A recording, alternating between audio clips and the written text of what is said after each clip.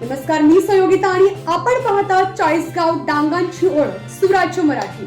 पाहुयात आजची घडामोड. श्रीराम मंदिरासमोर कचरा, ग्रामपंचायतीचा बेजबाबदार कारभार उघड. राजूर ग्रामसभेला ग्रामस्थांचा बहिष्कार, केवळ 40 नागरिकांची उपस्थिती. प्रेक्षक हो, नमस्कार.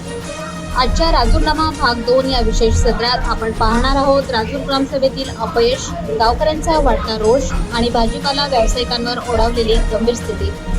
आज दिनांक 30 मे 2025 रोजी राजूर गावात आयोजित करण्यात आलेली ग्रामसभा अक्षरशः निष्फळ ठरली.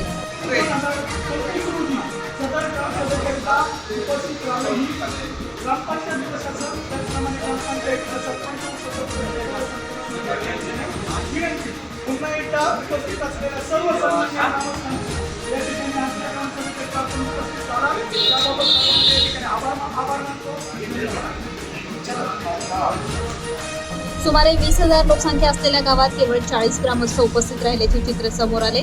ग्रामस्थांनी यावेळी ग्रामसभेवर बहिष्कार टाकल्याचे स्पष्ट दिसते.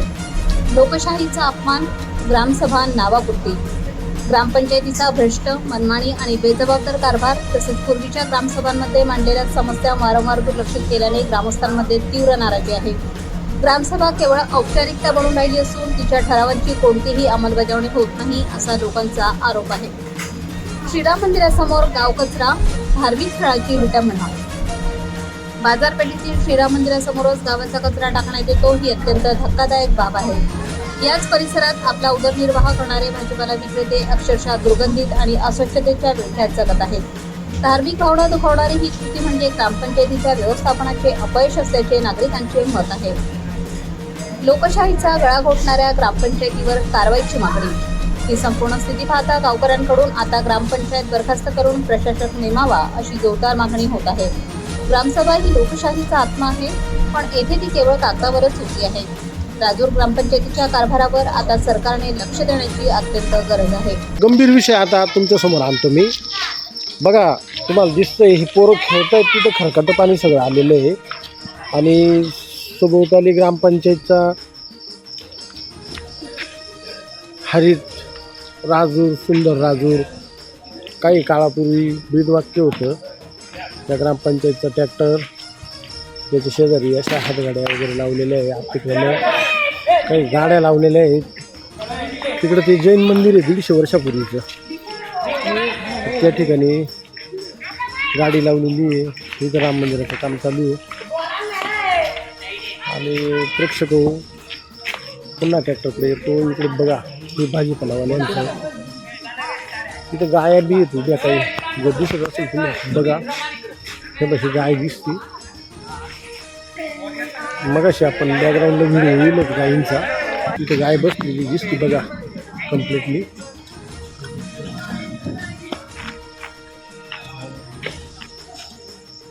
आता ह्या पद्धतीने आपण बाजारपेठेमधला हा संपूर्ण रिपोर्ट बघितला. आपल्यासोबत काही आपले तरुण मित्र गावकरी आहेत आणि ते आपल्याला काही त्यांच्या भाषेत शब्दात या त्यांच्या समस्येबाबत आपल्याकडे तक्रार मागत आहेत. राजूर ग्रामपंचायत माननीय आमदार साहेब किरण लांबजी, माननीय माजी आमदार टीचर साहेब, खूप संघर्ष करावा लागतोय राजूरकरांना.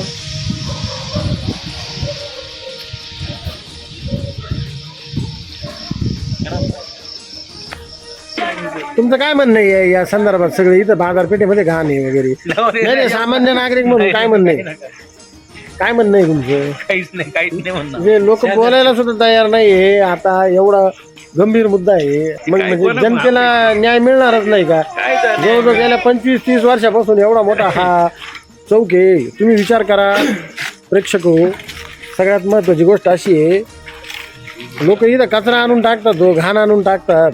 तुम्ही बघा, एवढा मोठा काही आपले स्वामी समर्थ केंद्र जे आहे ते स्वामी समर्थ केंद्राचे सांस्कृतिक कार्यक्रम होतात इथं.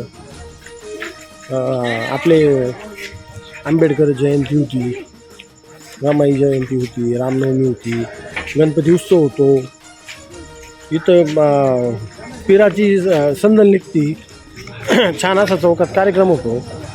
परंतु आमच्या काय म्हणतात ते पाठी पुजलेलं आहे का काय ते अतिक्रमण राजूरगावचं आणि हा कचरा काय लोक सुद्धा इतके म्हणजे याच्यामध्ये हे झालेले आहेत ना, काय बोलावं काही कळत नाही अजिबात. तर पुढे येऊन कुणी तक्रार करायला तयार नाही. राजूरचा नागरिक म्हणून, युवक म्हणून तू काय म्हणशील राजूरच्या या समस्येबाबत काय बोलशील तू? बोल. काय रोजची सगळी घाण येते, लोक रोज आणून कचरा वगैरे टाकून देतात, कोणाचं लक्षच नाही करत, प्रशासनाचं अजिबात लक्ष नाही. कचरा कुठून कुठून येतो बा असं काय नेमकी? नाही म्हणजे या गल्लीतलाच नाही, प्रत्येक गल्लीतून ते मग असं होणं कामच नाही. कारण की इथं 4 CCTV ग्रामपंचायतचे बसवलेले ते चालू नाहीत का? मग करत चालू आहे का बंद हेच माहित नाही अजूनपर्यंत. नाही तर नाही. आता आमच्याकडे कसं असतं, सूत्रानुसार आपले चौकातले सगळे CCTV बंद आहेत. तेव्हा ऐकलं का, कचऱ्याची गाडी काढायला इथली काढायला पोरांना त्रास होतो. मग ही कचऱ्याची गाडी तुमचं काय मत, कुठं लावली पाहिजे? आमचं काय म्हणते, दर वेळेस लावली पाहिजे, नंतर घेऊन गेले पाहिजे. नंतर घेऊन गेले पाहिजे. राजूरमध्ये कचऱ्याची गाडी रोज फिरली असती व्यवस्थित वेळेत, तर हा कचरा दुसऱ्या गल्लीतून या गल्लीत आला कसा असता? ते बिचारे एवढे मोठे शेट आहेत, यांना तिकून कचरा आणावा लागला. येत नाही आमच्या गल्लीला. तुमच्या गल्लीला ट्रॅक्टर येत नाही? अजून काय तुमचं काय म्हणणं आहे बा? हा कचरा इथं जो आहे चौकात हा योग्य आहे का? इथं ट्रॅक्टर टँकर जो आहे तो कसा काय? साफसफाई होणं गरजेचं आहे. टँकर म्हणजे हा जो ट्रॉली ती उभी राहिली पाहिजे का? उभी जरी राहिली ना, पण दररोज साफसफाई झाली नाही, पण ते रात्रीचं समजा आता ती राहिली उभी, लोक कचरा आणून टाकतात, तर त्याच्यात डास डूस होतात, गाया येतात, कुत्रे येतात, त्याच्यापर्यंत अजून त्रास आहे. मग काय आता याच्यात जे खरकटं पाणी टाकलेले तुम्ही पाहिलं रस्त्यावर आलेले, आता त्याला काय इलाज नाही. मग तुमचं काय म्हणणं आहे बा? आता समजा हे जे आपले माजी आमदार आहे वैभवराव पिचड साहेब आणि डॉक्टर लामटे आजी आमदार किरण लामटे, बरोबर? आता या 2 आमदारांपैकी माजी आणि आजीपैकी तुम्हाला काय वाटतं बा, कोण याला सोल्युशन काढील? दोन्ही जण काढू शकतात. मग आता का बरं नाही काढत आहे? कोण का पुढे येत नाही? हे यायला पाहिजे कोणीतरी पुढं. तुम्ही काय आव्हान करशाल या दोन्ही नेत्यांना? दोन्ही आपलेच नेते. जवळचा कोणता आहे तुमचा? दोन्ही आपलेच आहे. लोक सांगत नाही असं. राजूरचे जे स्वज्ञ लोक आहे ते आडी अडचणी अशा बोलून नाही दाखवती, तेव्हा ग्रामपंचायतीमार्फत त्यांनी दूर कराव्या हेच नाही. तर मग आता समजा जेव्हा ग्रामपंचायत लागेल समजा याच्यानंतर कधी, त्यावेळेस तुम्ही दाखवून देशाल का जर तुमच्या अपेक्षा पूर्ण नाही झाल्या तर? नाही, मग तेव्हा परत नव्यानं चान्स देऊ. हा म्हणजे मग तुम्ही ह्या जे आता कोणी काम करतायत यांच्यावर थोडीशी नाराज आहे, तर मग रिस्पेक्टली विषय असा आहे की आता त्यांनी सुद्धा थोडीशी सुधारणा करून घ्यावी असे तुम्हाला वाटतंय का? गरज आहे ना, सुधारण्याची गरजच आहे ना. का नवीनच माणूस येणं गरजेचं आहे? तुमचं काय मत आहे? प्रत्येकाला चान्स दिलेला राहतो ना. आता असाच एक प्रश्न तुमच्या पुढच्या चौकात बी आहे मशिदीपाशी. आता मला एक सांगा, मशिदीपाशी कोणी आणून टाकतं मशिदीपाशी ना, कचरा घाण आणून ट्रॅफिकची खूप मोठी समस्या आहे. नाही ते जाऊ द्या, हो ट्रॉफिकचं समजू शकतो. आणि कचरा गाडी येत नाही मशिदीजवळ. त्यांनी छोटी गाव आहे ना, कचरा गाडी नाही मग कचरा गाडी येत नाही पाहिजे म्हणून आव्हान इकडे चौकात द्यावं लागतं. परंतु आता विषय इथं प्रश्न असा आला का हा जो ट्रॅक्टर आहे ह्या ट्रॅक्टरमध्ये काही आपल्याकडे खाटीक धंदा करणारे मुस्लिम बांधव आहेत किंवा हिंदू बी असतील कुणी किंवा बाहेरचे असतील, धर्माचा नाही विषय, जे कोंबड्या कापतात त्याचे ते पिसुटे वगैरे इकडं ह्या ट्रॅक्टरमध्ये आणून टाकतात. तुमचं काय मत आहे याबाबत? बरोबर, इथं समोर रामाचं मंदिर आहे, मी मगाशी दाखवलं. राम मंदिरासमोर राम मंदिराच्या समोर हे, आणि गेल्या 10-20 वर्षापासून आता काही आपल्याला याच्यात कुठलंही राजकारण आणायचं नाही म्हणून आपण फक्त माझे आमदार आणि जे आजी आमदार आहेत त्यांचं नाव घेत असतो आपण. आपल्याला किरकोळ वैयक्तिक पातळीवर कोणाशी राजकारण करायचं नाही. परंतु काही काळापूर्वी कोरोना काळामध्ये म्हणा किंवा त्याच्या अगोदरचं जे काही होतं, वैभवराव पिचडांची सत्ता होती, त्यावेळेस जरा बऱ्यापैकी विकास तुम्हाला दिसत होता का? आता विकास दिसतोय पण सुविधा नाही का? त्यावेळेस सुविधा नव्हत्या, विकास नव्हता, आता विकास आहे तर आता सुविधा नाही. नेमकी तुमचं काय मत आहे याबाबत? ग्रामपंचायतने यावर फक्त चांगल्या प्रकारे लक्ष देणं गरजेचं आहे. महादेव मंदिर पण कचरा टाकी कुठं कॅमेरा मारा कॅमेरा मारतो मी, चौकटी पण तुमचं म्हणणं परत सांगा, कोणत्या महादेव मंदिरापाशी? हे महादेव मंदिर आहे, त्यापाशी कचरा खारकाट हे लोक आणून टाकतात. देवाचं पवित्र स्थान आहे. हा, थोडस वाट्यावर सुद्धा खारकाट. मित्रांनो थोडं झूम करून दाखवतो. इथं आपल्या सन्माननीय आदर्श सरपंच पिचरता यांनी पाण्याची टाकी केली होती नियोजन, आणि इथं मेन लाईनचं कनेक्शन होतं. आता साध्या लाईनचं कनेक्शन आहे, पण ती टाकी बंद आहे. तिथलं कनेक्शनचा वापर आता आम्ही करतो. काही गल्लीतले लोक ज्यांना पाणी कमी येतं, आमच्या सगळ्यांना गल्लीला उपयोग होत होते. पूर्ण सगळ्यांना उपयोग होतो या पद्धतीने. आणि हे मित्रांनो एक ध्यानात ठेवा, राजूरमध्ये आपले जे तरुण युवक आहे ते तुकारक्या करण्यापेक्षा एक छान असा उपक्रम करतात. ही ॲम्ब्युलन्स आहे राजूरच्या तरुणांनी घेतलेली ॲम्ब्युलन्स आहे ही. त्याच्यावर काही नंबर आहेत, मी बी नंबर आता तुम्हाला स्क्रीनवर देतो. आणि ही ॲम्ब्युलन्स जी आहे ती मोफत आहे. फक्त येण्या जाण्याचं जे काही पेट्रोल लागेल त्या पेट्रोलसाठी खर्च करायचा असतो. आणि पुढचं काय? राष्ट्रीय ध्वज काही वेळा तिथे कार्यक्रम असतात, 26 जानेवारी 15 हा. ऑगस्ट, हे त्याच्याकडे कोण लक्ष देत नाही. हीच कार्यक्रम असतो. त्या पायऱ्या अतिशय, आता थोडंसं झूम करून दाखवतो मी तुम्हाला, पायऱ्या एकदम खराब झालेल्या आहेत. रात्रीचं नाईट व्ह्यू असल्यामुळे ते थोडंसं बुंदाबांदी होती. एकदम जीर्ण असं झालेलं आहे स्टेज. त्यांचं म्हणणं बरोबर आहे, एकदम स्टेज जीर्ण झालेलं आहे. तुम्ही राष्ट्रीय ध्वजा पुढची जागा व्यवस्थित ठेवू शकत नाही तर हा. मग काय उपयोग आहे? अजून आणि असं बी अमोल शेठ, अजून विषय असा आहे का इथं 150 वर्षापूर्वीचं जैन मंदिर आहे म्हणतात. इथं तुम्ही व्यापारी असोसिएशनमध्ये आहात आणि जैन समाज जास्त करून व्यापारी असोसिएशनमध्येच आहे.